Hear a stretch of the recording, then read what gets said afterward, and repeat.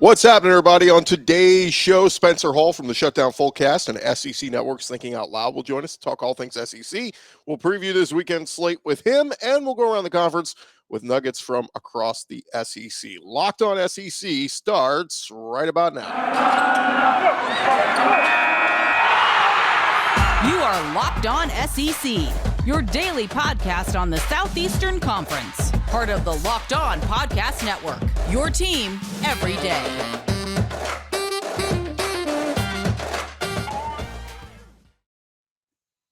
What is going on, everybody? Welcome into Locked on SEC. It's great to have you guys along. I'm Chris Gordy. Thanks for making Locked on SEC your first listen every day. Remember, Locked on SEC is free and available on all platforms. All right, let's jump into it. A lot to get to. Let's go around the conference. Boots out to the right. Takes the handoff. What a catch! Around the conference. And we start over in College Station, technically, where Texas A&M pulled off the stunning upset of number one Alabama Saturday night in College Station. It was in prime time on CBS following their earlier primetime or afternoon game between Auburn and Georgia. The primetime matchup was a big one for CBS in terms of viewership. According to a release from CBS Sports, the game was the most watched TV program of the day on any network. The game peaked with over 12.2 million viewers down the stretch. Of course, A&M and Alabama are going back and forth. Aggies kicked a game-winning field goal, so it kind of makes sense. But shout out to CBS Sports. And right now, probably the game of the year if you're just a college football fan. Not so much if you're an Alabama fan. Over in Knoxville, Tennessee football announced on Twitter that tickets are completely sold out for the Volunteers matchup against Ole Miss this Saturday at Neyland Stadium. Lane Kiffin had a 7-6 record when he was at Tennessee as head coach in 2009 before leaving to take the USC head coaching job.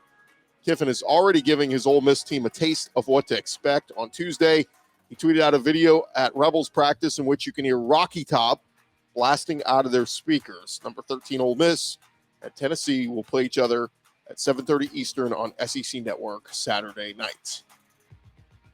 Over Georgia, Kirby Smart talked with the media yesterday, giving injury updates about various players ahead of the Kentucky game.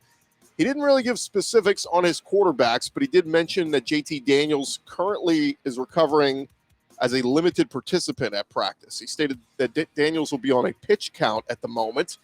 He said he hasn't been able to do a whole lot, a little more than he did the week before. So as of right now, probably a safe bet that Stetson Bennett gets the start in the Kentucky game on Saturday, but we'll see how things play out the rest of the week. Other injuries to keep an eye on for Georgia, defensive back Chris Smith and O-lineman Jamari Salyer are still being limited in practice. Receivers Jermaine Burton and Marcus Jackson are both available for the next game. The only people who definitely won't be ready for this game are wide receiver Don Blaylock and DB Amir Speed. Over at South Carolina, Luke Doty, their quarterback, talking with the media yesterday following their loss to Tennessee. And Doty took a lot of blame when it came to turnovers that he had last week. According to 24/7 Sports, Doty said he believes the reason the South Carolina offense is struggling as of late is because the Gamecocks just can't finish drives. He said, we come out in the first quarter, we go 3 and out, maybe get a drive going, then we stall out.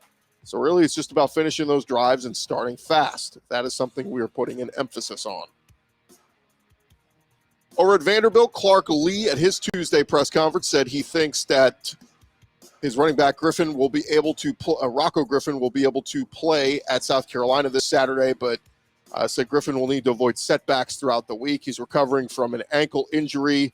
Rocco Griffin rushed for 12 yards on 9 carries last week in the loss to Florida, so not great, but we'll see if he gets back out there for Vanderbilt.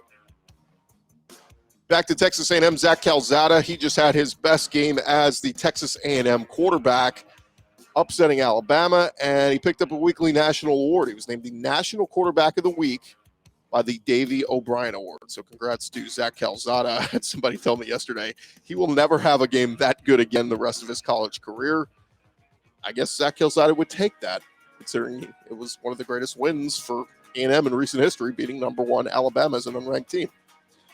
Over at LSU, Ed Ogeron's job performance and securities have been a big topic of discussion as of late. Ogeron made his weekly radio appearance on ESPN Radio in Baton Rouge yesterday, and he said, quote, My job is to come here to LSU and coach the best I can on a daily basis. That's what I'm doing out there. The talk about my job and all that stuff, nobody told me anything as far as I know. I'm the head coach of the LSU Tigers. I'm going to coach as hard as I can today, one day at a time. So something to keep an eye on moving forward with Coach O and LSU. And lastly, over in Starkville, Mississippi State announced yesterday that their head women's basketball coach, Nikki McCray-Penson, has stepped away from her position to focus on her health issues. The resignation takes place immediately.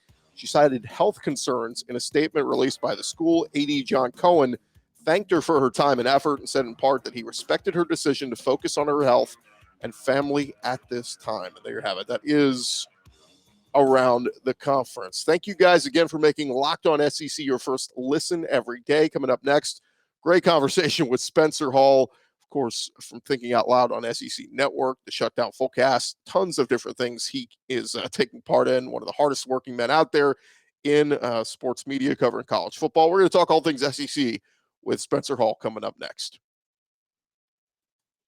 Quick minute here for our friends over at PrizePicks. I know all you guys listening out there, you're college football fanatics. I know you've heard us talking about PrizePicks, but have you tried them yet? PrizePicks is daily fantasy made easy. They are a leader in college sports daily fantasy. They offer more college football props than anyone in the world.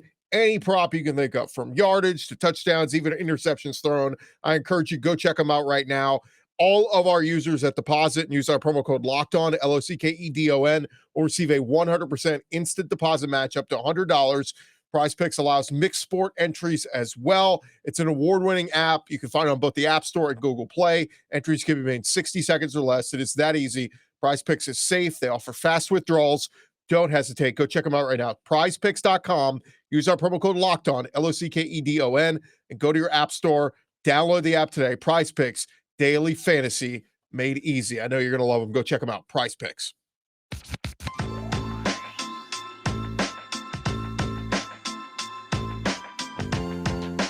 Run along here, Locked On SEC, and one of our favorite guys to get on the show. I think the only guy out there who has more jobs than Tim Tebow, really. Spencer Hall at EDSBS on Twitter. Of course, he is host of Thinking Out Loud on SEC Network, host on the Shutdown Fullcast, dropping 2 things a week over at Channel 6. Spencer, what's going on, man? A bit. I mean, it's crazy. Like I could list your resume of like what you used to do, and that would take just as long as the things you currently do. It's crazy. Yeah, I'm a remarkably lazy, busy person. It is remarkable. But a lot of that football season. Football season, you get real busy, and then in the off season, you play a lot of NCAA 2014, which I still play on an old Xbox 360, and I found out I'm definitely not the only one. No. There are many people out there who've done the same thing. Yeah, I still do it, and shout out to I think it's Pasta Padre out there. That guy still updates the rosters, thankfully. So it's cool to play with new rosters and all that in the NCAA. Although I got to figure out how I'm going to get Oklahoma and Texas over to the SEC, but I'll deal with that when that happens. I want to jump right into it, Spencer. My favorite line you had from this week's show on Thinking Out Loud, you said, Alabama lost. They don't do this often. It is shocking when Alabama loses a game. It's even more shocking when it's to a team that was unranked, that was on a 2-game losing streak. What was your reaction Saturday night when it happened, when Alabama lost to Texas A&M? That we're looking at a new category of loss. They had won 100 games against unranked opponents. 100. It snapped the streak of 100 games they had won against unranked opponents. That should give you some idea of the magnitude we're dealing with. But I think also when you look at how it happened, everyone goes, yeah, it feels a lot like the time they lost to South Carolina. A decade ago, we're talking about how long ago that was.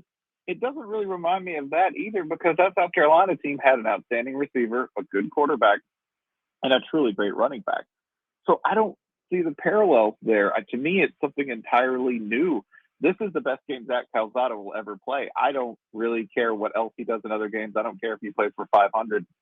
The things he did in this game, he can't redo. You can't go in after getting the tying TD and getting injured on that play. You can't re-go in, right? You can't do that over. That only happens once, and is extraordinary. I I think this, to me, is a new thing because I don't really believe that A&M has solved too many of their problems at all. I just think Alabama's exploitable at this point, and Jimbo Fisher and that staff did a very good job of pinpointing exactly where and how. They threw, if you go back and watch, they threw against linebackers and safeties all day long. They threw against linebackers and safeties because the linebackers and safeties are liabilities in coverage, and they hit them over and over and over again. It was unbelievable to watch. It was unbelievable to see. And man, I still keep watching the replay of that kick, and I don't know how it bent right at the last second because it looked like it was going left the entire time. But I love the bit that you guys had. You had the Aggie alum Efridge Davis on the show this week, who was doing a weather broadcast on television as A&M won, and she reacts on air. I thought that was pretty great. I think we need more of that, Spencer. We need more SEC alums doing live TV broadcasts. You got to have a monitor below the camera. It's not fair. It's not fair. They're going to be distracted anyway. I think real professionalism is admitting when you're torn between your passions and your obligations as an employee. She handled it beautifully. She was a great interview, by the way. Yeah, no, it was great. I encourage anybody who missed it, go check out Thinking Out Loud on demand on the Watch ESPN app. We know Georgia's defense is the best in the country, Spencer. They're really good at home. But hosting number 11 Kentucky this weekend, I was in Lexington this past weekend. I saw Kentucky firsthand. They're legitimately good. Like, am I crazy for thinking Kentucky can stay in this game with Georgia this weekend? Oh, you're not crazy at all. It's not like Georgia's, when they get up against SEC competition, it's not like they're winning by enormous margins unless we're talking about, Vanderbilt or what I think Arkansas was on kind of a stun day. I think in SEC East play, there's a lot more familiarity, and I think Kentucky won't be cowed by anything they do. You've seen them, and just tell me, like, what do they do so well besides? I know they run the ball, and they have a great backfield between Chris Rodriguez and I think it's Kavassia Smoke, yeah, is the other running back there. And I know that Levis has come along. He had a real strong start in a real easy game. He struggled a little. And now he seems to be settling in. He definitely gives them something. But what do they do all together? Are they just timely? Do they just control games? Are they just lucky? Sometimes teams are that. Sometimes teams are those. You've seen them in person, so I kind of wanted to ask you, like, what did you see out of them that made them so convincing? Well, it's interesting you bring that up because I thought their schemes, like Liam Cohen, is, I don't want to say he's not what Joe Brady was to LSU in 2019, don't get me wrong, but like he's taking what's there. And that's what good play callers do. It's like, oh, you're going to line up like this? Well, I'm just going to run this. And so that's what I saw, at least Saturday night. Maybe just LSU so poorly coached that they could have ran anything on him. But like, it was taking what's there. Oh, you're going to move guys up? We're going to go over the top. Oh, you're not going to cover the running back? Well, we're going to go to him. And it was like everything they dialed up just worked. And man, I just keep looking at it like, I know JT Daniels has been banged up and all this, and that Stetson Bennett's been okay, but man, what if they got to rely on Stetson Bennett to go win them the game on Saturday? I don't know. Kentucky has a chance, I think. I think they do have a chance if they keep it close, and if they're able to do. Last year when Dan Mullen and Florida, when they beat Georgia, they got them to do a lot of things on defense that violated their sort of, basic principles, their coverage rules, getting those guys loose. If you can confuse what they are supposed to do, and I think that thus far Liam Cohen has shown no signs of being anything but completely brilliant and pragmatic. That's the difference. Right. When I say pragmatic, it's what you're talking about when you go, well, they're taking what's there. That's right. You're not going to force anything. You're not going to make any genius calls. You're going to go, oh, that's cool. You'll give me 4 yards. I'll take 4 yards every time.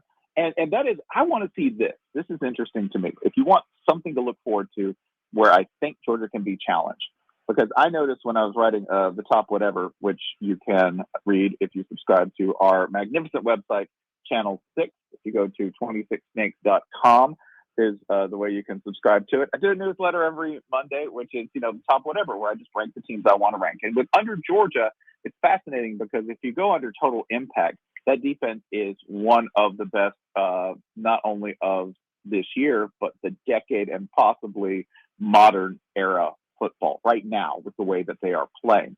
But in terms of total stats, they have been on the field they're not the team that actually, the defense that spends the least time on the field is like, I think it's Wisconsin or Army, teams like that. But Georgia, in terms of actual stats, defensively, they don't really pile them up. They just stop you and disappear and let the offense chew clock. So if Kentucky can do something that Georgia hasn't had to deal with, which is extended drives, dragging things out, which I know, I haven't seen them in person yet. I know Kentucky can do that. So it would be interesting to see that defense placed under the stress of extended drives, having to really sort of bend but not break. That would be interesting, because thus far they've only been breaking people.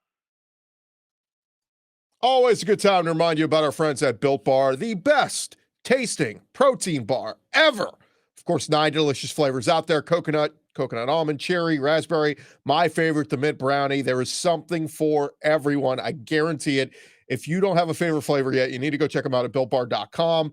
Try one of their mixed boxes. You'll get 2 of each of their 9 flavors. You can try them all, find which one you like the most. But the best part, not only are they the best tasting, but they're healthy as well. Many of the flavors packed with 17 or 18 grams of protein, only 130 calories, 4 grams sugar, 4 grams net carbs. You can't go wrong.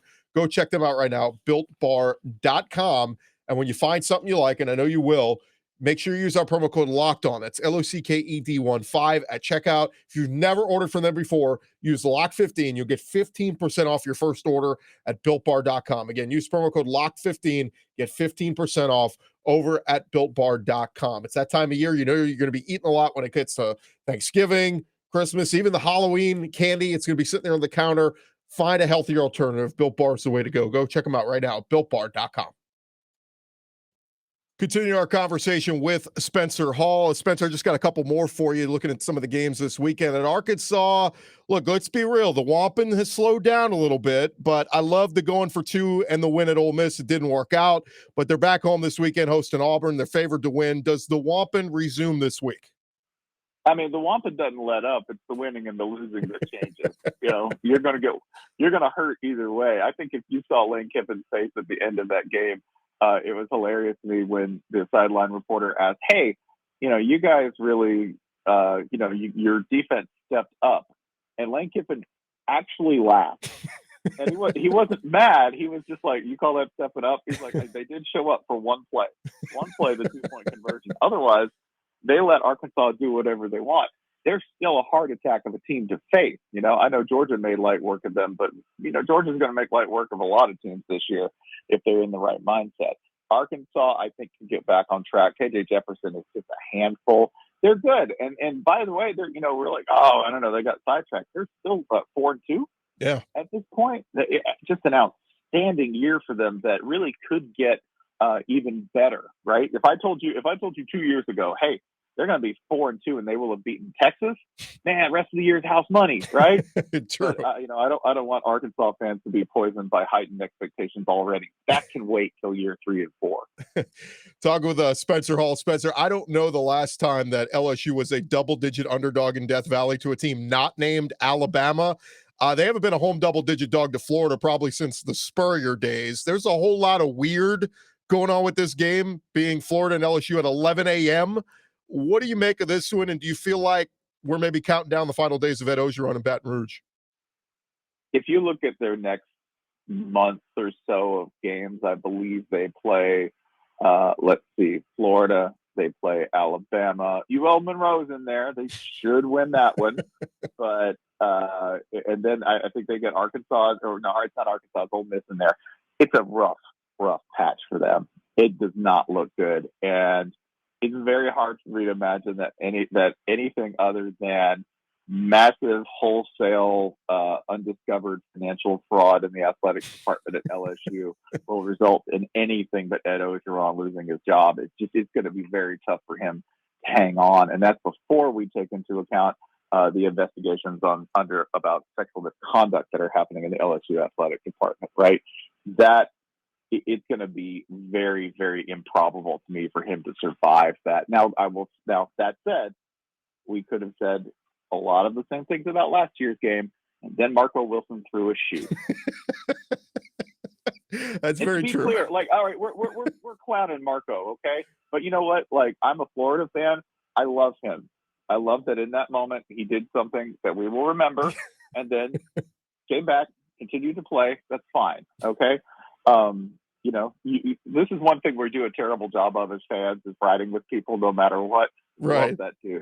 Did he do something absolutely insane? Yes. Did he do a lot of other great things for Florida? Yes. If you're going to screw up, make it colorful. All right, that's all I ask. Absolutely, and it will be forever memorable, and you might as well build a statue of it. It's a moment that'll live in infamy forever. Last one for you, Spencer. Ole Miss is at Tennessee this week. The Rebs are the road favorite. Matt Corral still up there on the Heisman watch list and all that, but I'm kind of becoming a fan of Hendon Hooker. He's been fun to watch, and man, I start looking at this and wondering, can the Vols get their first win over a ranked team in the Josh Heupel era there in Knoxville? Like, he's been really good as of late. They've been anchored by a shockingly good run game. They have had, over the past 3 weeks, a run game that has been as good as Florida. Florida's is probably the best in the conference still, and they have been right there. I think if they can score against Ole Miss, then it comes down to the last play. Guess what? Anyone can score against Ole Miss, so it's going to come down to the last play. It really does come down to who gets the ball last or who gets the 2-point conversion. That means that, by the way, we might see 2 Ole Miss games come down to the last snap of the 2-point conversion 2 weeks in a row. So Lane Kiffin, who prayed during Arkansas's attempt, he might be on his knees again. Well, get your popcorn ready. That's all you need to do. Popcorn ready. Spencer Hall, of course, Thinking Out Loud on SEC Network and Channel 6.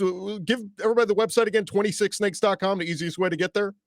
That's the easiest way to get there. Go ahead, 26snakes.com. Is that a weird URL? Absolutely. Did you remember it? I bet you will. So yeah, 26snakes.com. You can go ahead and subscribe or listen to Shutdown Fullcast, or on Saturday night / Sunday morning, you can listen to the Fullcast After Dark. That is our live show we do to recap everything that happened in the college football weekend. And yeah, watch me on Thinking Out Loud with Richard Johnson. It's quality television. The man never sleeps. Keep up the great work, Spencer Hall. We really appreciate the time, man. Thanks again for hopping on with us. No, thank you. All right, that's Spencer Hall on Twitter at EDSBS. Of course, the infamous Every Day Should Be Saturday website that's now defunct. But as you can hear, Spencer's got a million different things going on now, and you can check them out there. That is just about going to do it for this edition of Locked On SEC. My thanks again to Spencer Hall for joining us. We'll be back tomorrow for another edition of Locked On SEC. We'll be getting a little bit more into looking ahead at some of the games this weekend, some special guests as well. And again, thank you guys for making us your first listen every day. We are free and available on all platforms. Now go make your second listen. Go check out some of our other great Locked On SEC podcasts.